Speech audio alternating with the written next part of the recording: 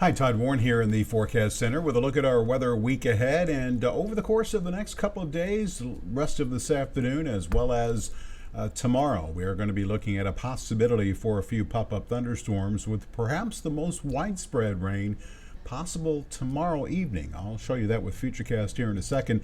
You can see a view from downtown Marshall. Looks like things beginning to pop a bit as far as the development of the thunderstorms over especially East Texas, and that activity is not going to be moving very much. So if you get underneath one of these thunderstorms, you could get a decent amount of rain. Looks like something trying to develop there near Marshall as I record this. In the meantime, still under the influence of a large upper level ridge which is camped out over the middle of the country. We do have a disturbance which is swinging its way through the lower Mississippi Valley here. There's also going to be a boundary which is going to basically represent a shift in the wind direction that may be enough to trigger more thunderstorms tomorrow.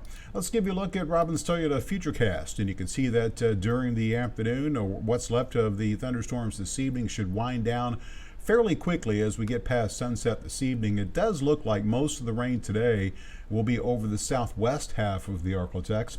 Tomorrow we'll see a few pop-up thunderstorms begin to develop during the morning, and then you'll see heading into the afternoon a line of scattered showers and thunderstorms along the wind shift here, which is going to develop just to the northeast of the Arklatex and then move across the area during the evening hours tomorrow evening. And in the wake of that rain, that's it for the most part. Might see a little bit of rain over the southwestern edge of the area Sunday, but most of us Sunday will experience lots of sunshine for Father's Day, and we will begin to crank up the heat to close the weekend, which will persist for the foreseeable future.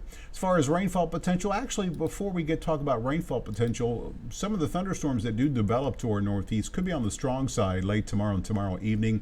SPC does indicate a marginal severe weather risk for maybe a strong storm or two, but shouldn't be anything too widespread at this point. And as far as rainfall potential, it will be feast or famine. It's quite possible that much of the area will stay dry. You can see the variation in rainfall totals. Some locations get nothing. Some locations could get a half an inch to an inch. Depends on your luck, the way things are checking out right now. But generally speaking, a quarter of an inch, maybe a half an inch will be possible in a few scattered locations across the area. Now, longer range, we will turn our attention to the upper level ridge.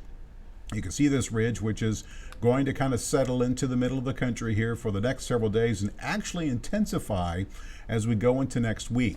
As a result of that intensification and its proximity to the Arklatex, we will see daytime highs, again, pretty close to 100 as soon as Monday, and we will likely stay at 100 or above pretty much all next week, with the ridge, even by Thursday, sitting right over the top of us. We'll begin to tack on a few more degrees to our daytime highs. Latest from the models shows it drifting a bit to the north and west, but its center is still very close to us, and you can see the darker reds here indicating the strongest part of the ridge here from the central Rockies back down into the Arklatex. So we will likely stay in the triple digits into next weekend, and that ridge will begin to drift a bit more to the west, but you can see not much change in the color here. So the part of the ridge over us is going to remain rather strong. We might see a couple of degrees of a shave off of our daytime highs to close the 10-day period, but keep in mind it won't be much, as we'll probably be still close to 100 towards the end of the 10-day period.